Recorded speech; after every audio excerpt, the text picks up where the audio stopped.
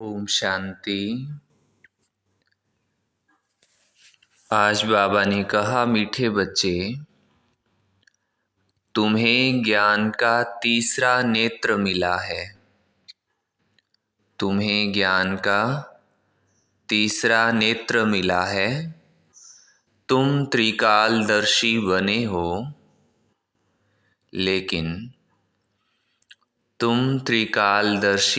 हो, लेकिन ये अलंकार अभी तुम्हें नहीं दे सकते, क्योंकि तुम पुरुषार्थी हो। ये अलंकार अभी हमें क्यों नहीं दे सकते? क्योंकि हम बच्चे पुरुषार्थ कर रहे है ना। तो ज्ञान का तीसरा नेत्र हमें अभी बाबा से मिला है। प्रश्न है, गृहस्थ में रहते कर्म अवश्य करना है, लेकिन किस एक बात की संभाल जरूर रखनी है। गृहस्थ में रहते हुए कर्म जरूर करना, लेकिन कर्म के साथ किस बात की संभाल करनी है? उत्तर है, कर्म करते व्यवहार में आते अन्न की बहुत परहेज रखनी है। अन्न की बहुत परहेज रखनी है। पतितों के हाथ का नहीं खाना है। अपने को बचाते रहना है। कर्म सन्यासी नहीं बनना है, लेकिन परहेज जरूर रखनी है। काम करते हुए, सारा कारोबार संभालते हुए, लेकिन खाना जो है वो खुद बना करके या जो व्यवस्था बनती है उसमें बहुत शुद्धि का ख्याल रखा जाए। शुद्धि के साथ बना हो, बाबा की याद में बना हो और बाबा को भोग लगा हो, वो अन्न हमें स्वीकार करना है। किसी ऐसे स्वीकार करने की बात नहीं है, ये बात हमें ध्यान देना है। और क्योंकि बाबा के बच्चे कार्य व्यवहार में रहते हैं, तो रिश्तेदारी में, मित्र संबंधियों में भी जाना पड़ता, तो वहाँ परहेज अन्न के साथ बोल की भी रखनी पड़ेगी। भोले भाले मन से कई बार ऐसे कह देते हैं, हम तुम्हारे हाथ का नहीं खाते हैं, तो ये अच्छी बात नहीं है। बोलने में भी पूरा ध्यान हो। मतलब किसी को भी हम ये सीधा नहीं कहें कि हम तुम्हारे हाथ का नहीं खाते हैं, तो वो अगले को बुरा लगता है, क्योंकि उन्होंने बहुत दिल से कहा होता है आप खाओ पियो। तो उसकी बजाय हम ये कहें कि हमारा परहेज है, हम ऐसे बाबा को भोग लगा करके या खुद बाबा की याद में बना करके स्वीकार करते हैं, या फिर हम 2 टाइम ही खाते हैं, तो अभी ऐसा समय नहीं है, तो ये हम कह सकते हैं। लेकिन यूँ नहीं कि हम किसी और के हाथ का नहीं खाते हैं, तो वहाँ फिर सेवा नहीं है, वहाँ दूसरे का दिल दुखता है। तो ऐसा काम भी नहीं करना, परहेज भी पूरी रखनी है। कर्म सन्यासी नहीं बनना है, लेकिन परहेज जरूर रखनी है। और नहीं खाना दूसरे के हाथ का, तो उसमें भी आपकी जो निमित्त टीचर है, उनसे राय ले करके फिर आप इस परहेज को अपने जीवन में लाओ। बिना निमित्त टीचर से पूछे हुए ये परहेज सीधा सीधा लागू नहीं कर सकते, क्योंकि उसके कारण भी कई बार डिससर्विस हो जाती है। आप अपनी निमित्त टीचर से पूछें कि ये मेरे लिए कैसे संभव हो सकता है, आप मुझे समझाएं। तुम कर्म योगी हो, कर्म करते बाबा की याद में रहो, तो विकर्म विनाश होंगे। हम बैठ कर के बाबा की याद तो हो ही हो, लेकिन कर्म करते भी बाबा की याद हो तो विकर्म विनाश होंगे। ओम शांति। बाबा बच्चों को बैठ समझाते हैं। जब कोई गीता आदि सुनाते हैं तो कहते हैं यदा यदा ही धर्मस्य ग्लानि। जब जब धर्म की ग्लानि अधर्म की वृद्धि होती है तब भगवान आते हैं। बरोबर धर्म की ग्लानि होती है। ग्लानि माना निंदा। तो भारत में धर्म की ग्लानि और अधर्म की वृद्धि हो जाती है। मैं आता ही तब हूँ जब ये हालत होती है। बहुत दुख है, मौत सामने खड़ा है।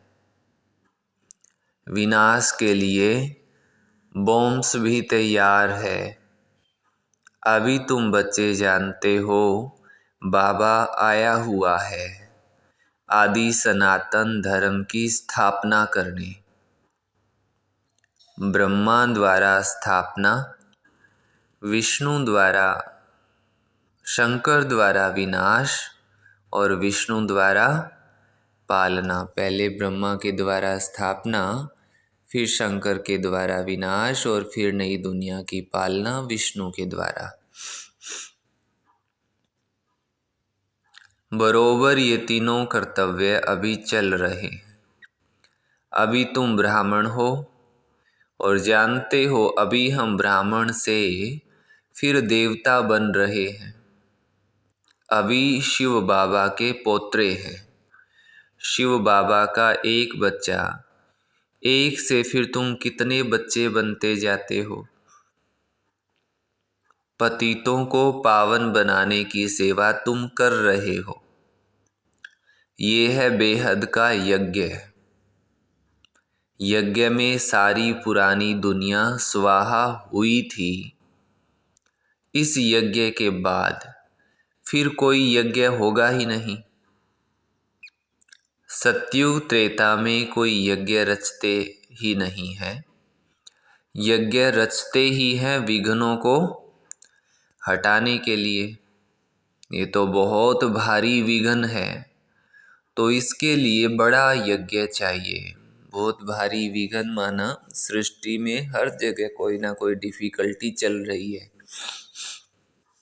धर्म की ग्लानि भी हो रही है ना। ये है बेहद का यज्ञ। इसमें पुरानी दुनिया की सामग्री जो भी है सब स्वाहा होनी है। रुद्र अथवा शिव बाबा एक ही है। जैसे शिव का रूप है वैसे रुद्र का भी रूप है। श्री कृष्ण तो साकारी है। इसका सच्चा सच्चा नाम ही है शिव ज्ञान यज्ञ। शिव बाबा कहते हैं, रुद्र बाबा नहीं कहते हैं। भोला भंडारी शिव बाबा को कहते हैं। ये है शिव बाबा का यज्ञ। उनसे हमें सृष्टि के आदि मध्य अंत की नॉलेज मिल रही है। तुम जानते हो हमको ज्ञान का तीसरा नेत्र मिला है। देवताओं को तीसरा नेत्र दिखाते हैं ना, परंतु ये है ज्ञान का तीसरा नेत्र जो तुम ब्राह्मणों को मिलता है, जिससे तुम देवता बनते हो। वहाँ तीसरे नेत्र की दरकार नहीं है। हाँ, तीसरा नेत्र बुद्धि को भी कहते हैं और ये भी कहते हैं ना हृदय का नेत्र। तो अभी बाबा समझ का तीसरा नेत्र हमें देते हैं। परंतु तुमको तो दिखा नहीं सकते क्योंकि तुम पुरुषार्थी हो। चलते चलते भाग जाते हो। इसलिए जो फाइनल रिजल्ट वाले हैं उनको ये अलंकार दिए हैं। नहीं तो देवताओं के पास थोड़े शंख चक्र आदि हैं। ये सृष्टि चक्र के आदि मध्य अंत की नॉलेज तुमको सुना रहे हैं। उन्होंने फिर शास्त्रों में लिख दिया है कि स्वदर्शन चक्र से फलाने को मारा, ये किया वो किया। हम दिखाते हैं ना श्री कृष्ण ने सुदर्शन चक्र से फलाने फलाने असुर का वध किया। तो वास्तव में सुदर्शन माना अच्छा दर्शन करने से फिर जो हमारे अंदर बुराइयां हैं, खुद का दर्शन करने से जो हमारे अंदर बुराइयां हैं उनको हम मिटाने का प्रयास करते हैं। दुनिया में भी जब हमें पता चलता है कोई चीज़ की कमी है, घर में भी आप मानो ये बात, कोई चीज़ की कमी होती है और हमें पता है तो हम उस कमी को भरने का पूरा पुरुषार्थ करते हैं। इसी तरह जब हमारे अंदर भी कोई चीज़ की कमी है, गुणों की कमी है, हमें पता चल गया है तो हमें पूरा पुरुषार्थ करके उसको ख़त्म करना है। तो ये है सुदर्शन चक्र। बाबा कहते हैं, मैं तो पतितों को पावन बनाने आता हूँ, इसमें हिंसा की तो बात ही नहीं है। देवताओं का है ही अहिंसा परमो धर्म। श्री कृष्ण के लिए फिर हिंसा करना कैसे लिखा है? कोई व्यक्ति बहुत सीधा साधा सरल शांत स्वभाव का हो तो क्या कहेंगे, फलाना एकदम देवता जैसा है। माना जो देवता जैसा है वो इतना शांत शीतल है तो समझो देवता कितने शांत होंगे। तो फिर देवता तो किसी का वध कर नहीं सकते ना। तो ये झूठी बातें हो जाती हैं। कैसे वंडरफुल चित्र बनाए हैं, वहाँ ही गीता सुनाते, राजयोग सिखाते, वहाँ ही फिर किसको मारते हैं। बाबा को तो याद करते ही इसलिए हैं कि आकर पतितों को पावन बनाओ, राजयोग सिखाओ। बाबा कहते हैं, ज्ञान का सागर नॉलेजफुल मैं हूँ। तुमको नॉलेज मिल रही है, इसको ही अमर कथा कहते हैं।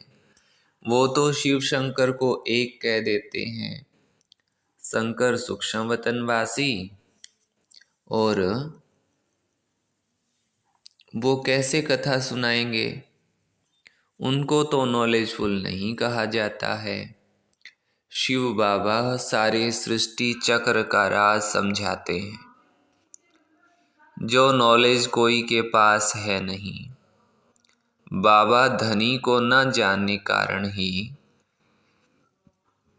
आर्फन निधन के बन पड़े हैं, लड़ते झगड़ते रहते हैं। सतयुग में कोई झगड़ा होता ही नहीं, ना रोना ना पीटना। इसलिए मोहजीत राजा की कथा सुनाते हैं। कथाएं तो ढेर हैं, हर एक धर्म में किस्म किस्म की कथाएं हैं, जो सब भक्ति मार्ग की सामग्री है।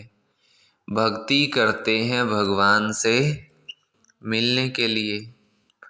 आधा कल्प भक्ति करते आए हैं, भगवान तो किसको मिला ही नहीं है। अब बाबा ने तुम बच्चों को परिचय दिया है, तुम्हें फिर औरों को देना है। सन सोज फादर माना हमें बाबा का नाम प्रत्यक्ष करना है। तो बाबा का परिचय दे, सबको नॉलेज बताते रहते हो। तुम हर एक बच्चे की बुद्धि में है कि शिव बाबा हमारा रूहानी बाप है। ये भी भक्ति मार्ग वालों को समझाना है कि तुम्हारे दो पिता हैं, एक लौकिक पिता जो शरीर को जन्म देने के निमित्त बनते, दूसरा पारलौकिक पिता माना आत्मा का पिता, जिसको परमात्मा कहते हैं, जिसने ये बेहद की रचना रची है। बाबा से तो जरूर वर्षा मिलता होगा, वो है ही स्वर्ग की रचना रचने वाला। भारत स्वर्ग था, इन लक्ष्मी नारायण का राज्य था, उन्हों को ये राज्य किसने दिया? कलयुग अंत में कोई भी विश्व का मालिक है नहीं, ये है ही रावण का राज्य। खुद भी कहते हैं कि राम राज्य हो। राम राज्य नहीं, दिल्ली में देवी राज्य चाहिए। तो राम राज्य है सतयुग त्रेता, रावण राज्य है द्वापर कलयुग। द्वापर से ही भक्ति शुरू होता है, भक्ति मार्ग शुरू होता है, विकार भी शुरू होते हैं जिसकी निशानियां भी हैं। जगन्नाथपुरी के मंदिर में बाहर देवताओं के गंदे चित्र बनाए हैं, ताज तखत आदि वही हैं, सिर्फ चित्र विकारी दिखाते हैं। जब देवताएं वाम मार्ग में जाते हैं तो फिर धरती की उथल पाथल भी होती है। सोने हीरे के महल सब नीचे चले जाते हैं। पूजा के लिए कितना भारी मंदिर बनाया है भक्ति मार्ग में। कौन सा मंदिर? अभी जगन्नाथपुरी का बाबा ने जिक्र किया और सोमनाथ के मंदिर का भी बाबा सुनाते हैं। आपे ही पूज्य और आपे ही पुजारी। बाबा कहते हैं मैं तो पुजारी नहीं बनता हूँ, अगर मैं बनूँ तो मुझे फिर पूज्य कौन बनाएगा। मैं ना पतित बनता हूँ ना बनाता हूँ, पतित तुमको रावण बनाते हैं, जिसको जलाते आते हैं। इस समय पाप आत्माओं की दुनिया है। गाते भी हैं पतित पावन आओ, फिर कह देते हैं पतित पावन सीताराम। झट त्रेता वाले राम की याद आ जाती है। अब वो तो पतित पावन नहीं है ना। बाबा ये सब बातें समझाते हैं। तुम सब सीताएं हो, द्रौपदियाँ हो, एक की बात नहीं है। द्रौपदी को 5 पति दिखाते हैं, परंतु बाबा कहते हैं ऐसी कोई बात नहीं है। है ना,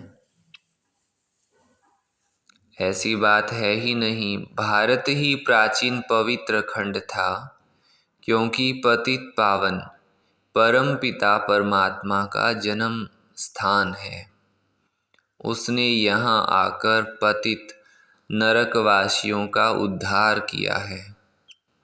सब धर्म वाले परम पिता को याद करते हैं, क्योंकि सब तमो प्रधान है। इब्राहिम, बौद्ध आदि सब इस समय हाजिर हैं। पहला नंबर ब्रह्मा भी पतित दुनिया में है, तो और कोई वापस कैसे जा सकता है।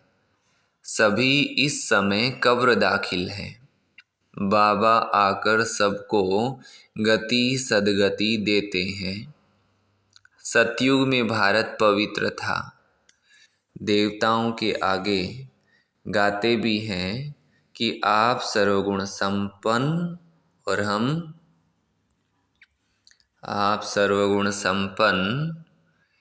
हम क्या गाते हैं? देवताओं के आगे गाते हैं ना, आप सर्वगुण संपन्न संपूर्ण निर्विकारी, हम विकारी हैं। इस समय सब विकारी है। सबको निर्विकारी बनाने बाबा को आना पड़ता है। तो पतित पावन बाप ठहरा, ना कि पानी की नदियाँ। पतित पावन ज्ञान सागर से निकली हुई ये ज्ञान गंगाएं हैं। शिव शक्ति सेना है। शिव से ज्ञान का कलश मिलता है। बाबा कहते हैं बच्चे, गृहस्थ व्यवहार में रहते पवित्र बनो। क्या करो?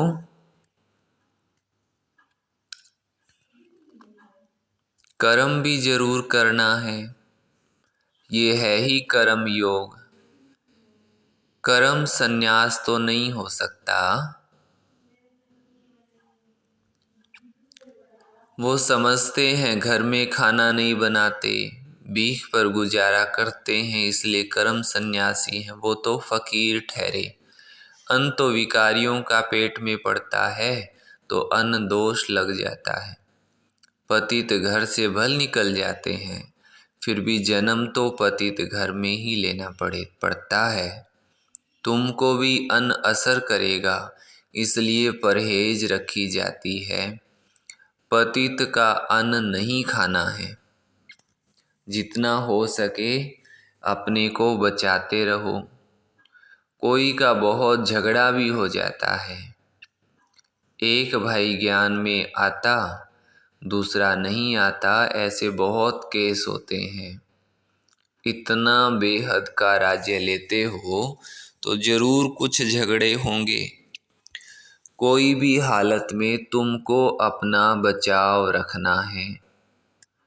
मुक्ति तो पाते नहीं है, गपोड़े मारते रहते हैं कि हम ज्योति ज्योत में लीन होंगे। समझाते समझाते आखिर उन्हों की बुद्धि में भी आएगा कि ये बात ठीक है।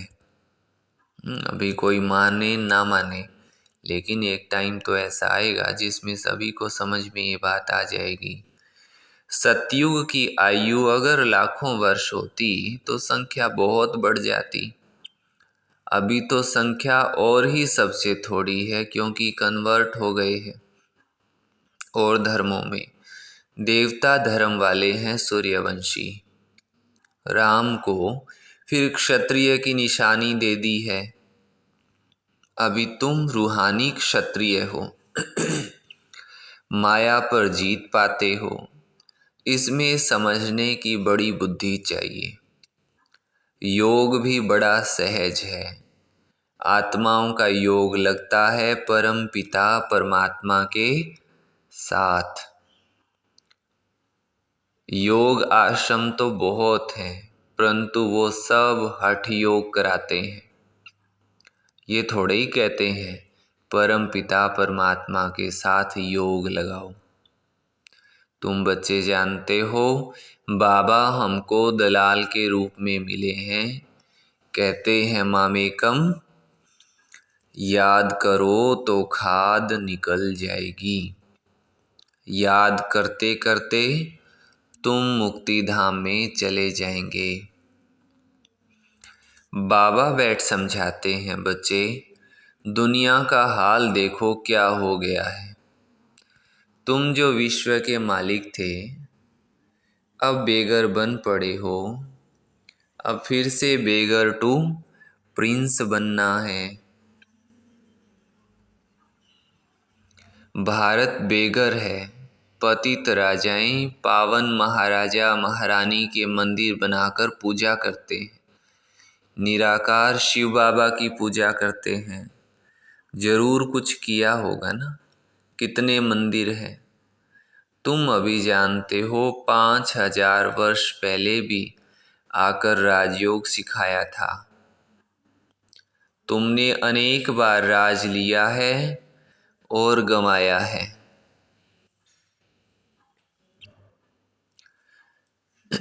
अब फिर शांति धाम और सुख धाम को याद करो, दुख धाम को भूलते जाओ। ये सब विनाश होना है।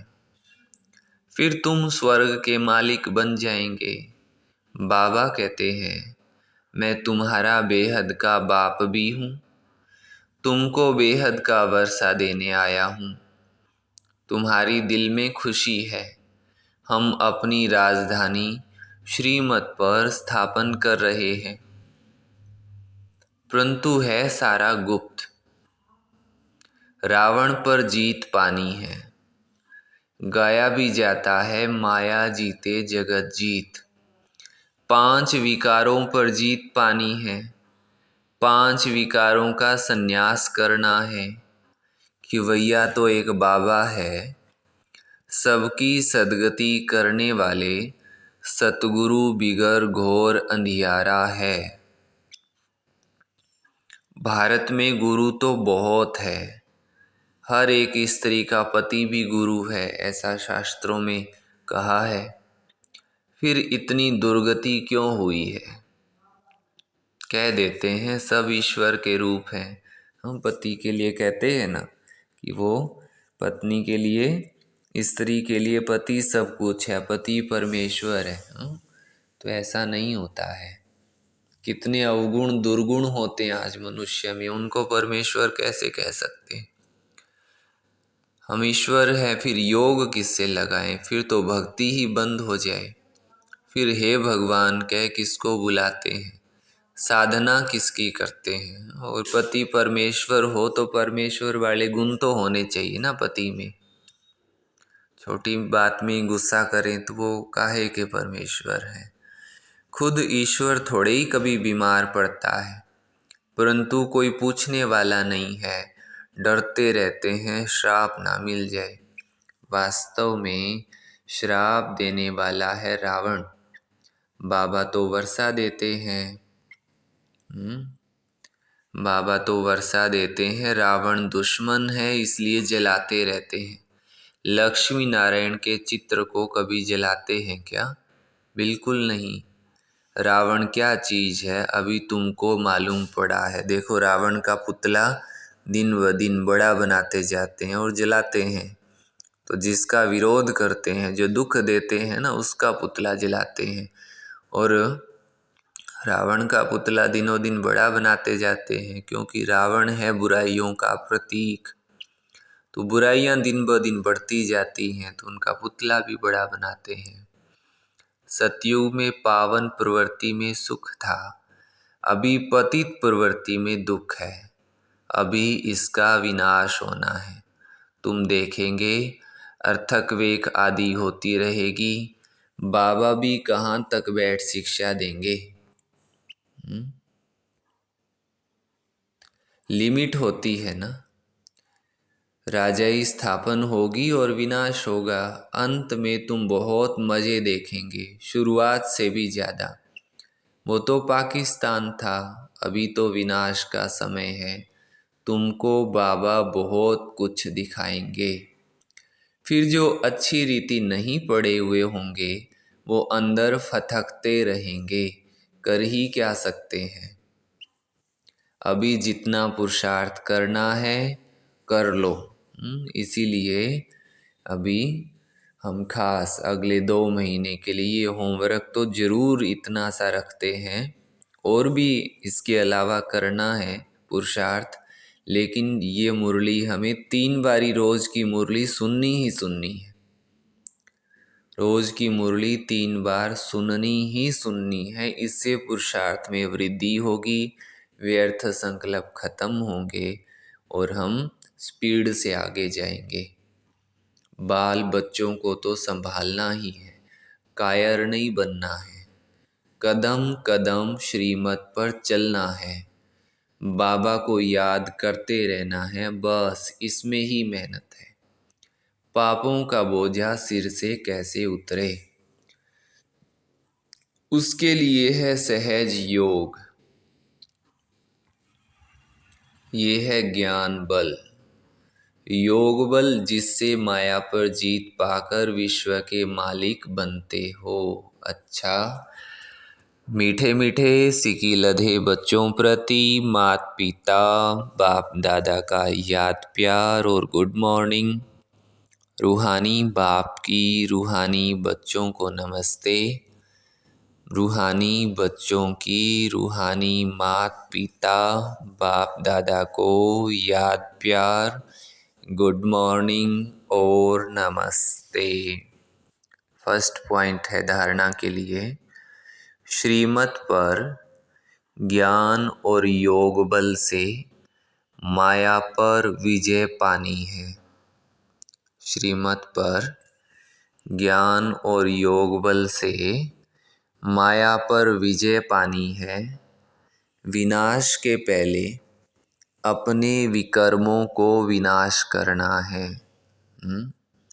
दुनिया का जो भी हिसाब किताब चलता रहे, लेकिन सर्वप्रथम हमें खुद के कार्मिक अकाउंट को, कर्मों के खाते को साफ करना है।